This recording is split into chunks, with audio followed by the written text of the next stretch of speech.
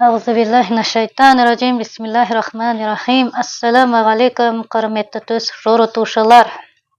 Бүгін экстрени видео түсіруге тура келді. Мен мынандай бір видео салғам. Түсіңде Алланы көрсең деген. Осы мәселе бойынша өте көп негатив комментарийлар келді.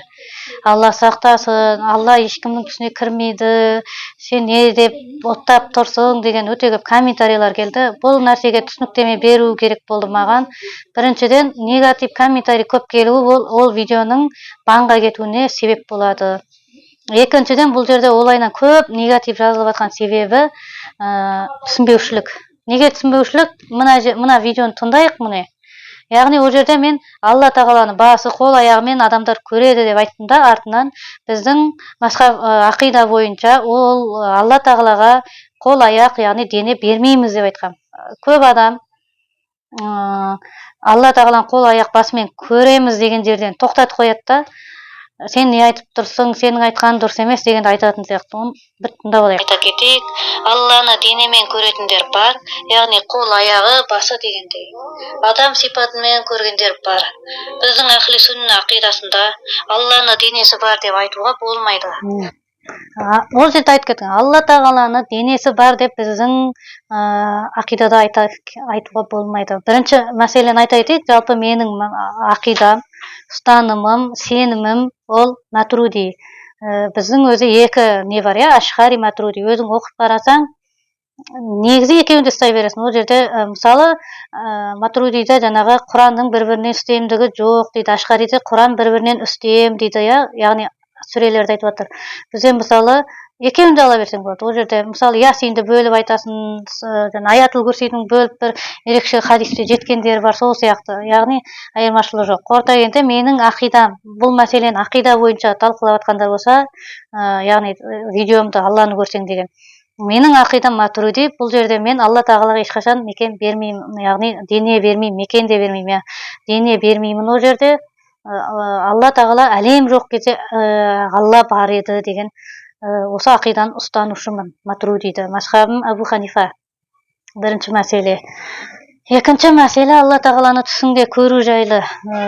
Бізде мынандай хадистер, худси хадистер. Худси деген яғни Алла тағаланың пайғамбардың тілімен сөйлеуі. Бұл хадисті көптеген имамдарымыз хақиқа шығарып, біздің өзіміздің мазхаб имамдары ұстанады. Бұл хадис қандай? Егер қол дейді Алла тағалаға жаңағы жүзін бұрса былайынан дейді, яғни мойнын бұрып жүзін бұрған болса, Алла тағала оған күліп қарайды дейді. Егер қол пендесін, қол Раббысына қарай жүріп бара жатқан болса, Раббысы оған жүгіреді дейді. Бұл жерде хадис худси, бұл хадисті көбінесе әдептілікке адамдар, яғни пайдаланады. Құлшылыққа, әдептілікке, Алланың мейірімділігінің үлкен екеніне пайдаланатын хадис. Бірақ бұл жерде қарасаңыз, Алла тағалаға дене беріп тұр. Сіз оған қарасаңыз, ол сізге күледі екен, ямочкаға шығып ездің күледі екен. Сіз оған қарай жүрсеңіз, ол сізге жүгіреді екен. Яғни дене беріп жатыр былайша. Бірақ бірде бір ғалым бұл хадисті дене беруге жатқызбайды. Бұл жерде жаңағы Алланың мейіріміне сай хадис деп айтады. Міне сол түс жорудағы мәселе осылай, яғни Аллаға аяқ қолы беру мәселесі. Екінші, Алла тағаланың түске кіру мәселесінде маған айтатыны жындарды айтады. Түсіңе кіретін жын дейді, Алла кірмейді дейді. Сонда бұл жерде логика қайда?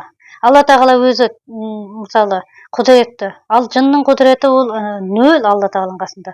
Сондай құдіретсіз жын сенің түсіңе әкеңде, шешеңде, құдайыңда болып кіре береді екен да. Ал осының барлығын жаратқан Алла тағала сенің түсіңе кірамай қалады екен. Бұл да бір Алла тағаланың құдіретіне берген сенің кемістігің. Субханалла дейміз, яғни Алла тағала пәк бәрінен. Осы нәрсе. Және түске Алла тағаланы кіреді деп мен айтуым себебі, мен өз басым Алла тағаланы көрдім. Ана жазып жатыр ойлар, мен Алланың өзін көрмедім, сездім деп. Мен Алланы былай көрдім, мен артымда қорғап жүр деп жазғандар болды маған. Мен екі халінде де көргем Алла тағаланы. Сезіп те көрдім, қол аяқпен де көрдім. Ол кезде мен ауыр жүргем, өте қатты ауыр жүргем. Сол ауыр жүрген салдарында мен жаңағы өмірде емес, жаңағы суицид деп қалмасын, ондай емес, өмірде нормально жүрмін. Тамақ ішем, ұйықтаймын, диетаны ұстаймын. Бірақ түсімнің бәрі кету, дүниеден кету. мен кетем, мен алла тағалаға кетем, мен құдайыма кетем деп дүние жаңағы түсімнің бәрінде мына дүниеден кететін есік іздеп жүрем. Сол кезде мен алла тағаланы сездім. Қандай сезім ол жерде? Алла тағала бар жаратушы, бірақ ол мені елеп тұрған жоқ. Елеп тұрған жоқ деген сөз, ол мені дүниеде ұстап тұр. Яғни маған кетуге болмайды. Дүниеде алла тағала мені ұстап тұр, бірақ мен қырсық рухым ба сондай үшін іздеп жүрмін ғой ешкімнен кетем. Сол кезде алла тағаланы сездім. Екінші мен осы ауырып жүрген кезде тағы көрдім алла тағала жаңағы мен кетем деп тағы да барғанда ол жаңағы қол аяғы бар адам болып отыр. Маған айтты, сені кейін алам деді. Ол жерде тағы белгілер болды, яғни кәрілік шақында. Кәртеген кезінде алатын деген нәрсені мен көрдім. Түс жору деген адамның миы, ол бір ғылымдық емес. Егер бір адам Ибн Сирин осылай жоруды, ана кісі осылай жоруды, мына кісі осылай жоруды деп, өзі сол адамның өзі жормай, біреудің жорғаны болса, бұл көшірме, бұл дұрыс емес негізінде. Түс жорудың басты шарты өзіңнің миыңмен жору керек боласың. Менің жорымда алла тағала осылай кіреді. Себебі мен өз басым көрдім. Ал мен өзім көрген құдайымды мен жын кірді деп маған айта алмаймын. Өйткені жын ол жерде мен жынға негізі адамның суицидті өлгені керек негізінде. Не қылады ол тек қорғап. Сондықтан алла тағала кірді деп мен қабыл етемін. Және басқа да алла тағала менің түсіме кірді деп жатқандардың түсі солай ол қабыл етеді, кірді деп.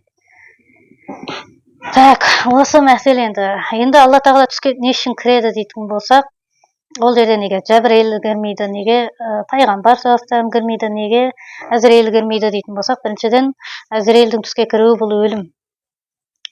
Яғни адам Әзірейіл тек қана өлгенде ғана көреді. Енді Әзірейілді көріп жатырмын дегендер бар, ол жеке тема ол да тағы да. Неге адам баласына алла тағала түсіне кірді? Өйткені мұқтаж, экстренный жағдай. Алла тағала пенде тек қана құдайын көрмейінше тынышталмайды. Біздің рухты ойламаңдар бір.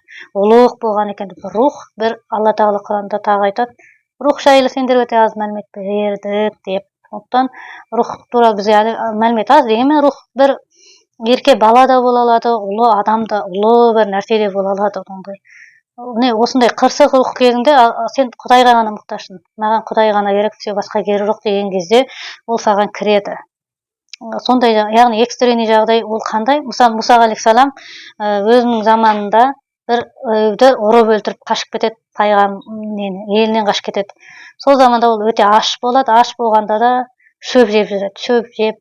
Сол кезде оның дұғасы өте, ойлаңыз, мекені де, еще жалаң аяқ қашып кеткен ол. Жалаң аяқ қашып кеткен, мекені жоқ, тамағы жоқ, жаяу, үйі жоқ, шөп жеп әбден әлсіреп, бір бұтаның түбіне отырып айтады. Енді қазіргі заманмен айтқанда, өлген жерім осы шығар деп отырады ғой. Сол кезде ол дұға жасайды. Басқа жәрдем сұрайтын ешкім жоқ, айдалада жүр. Я Аллахым, мен сенің маған деген ерекше мейіріміңмен, қамқорлығыңа мұқтажбын дейді.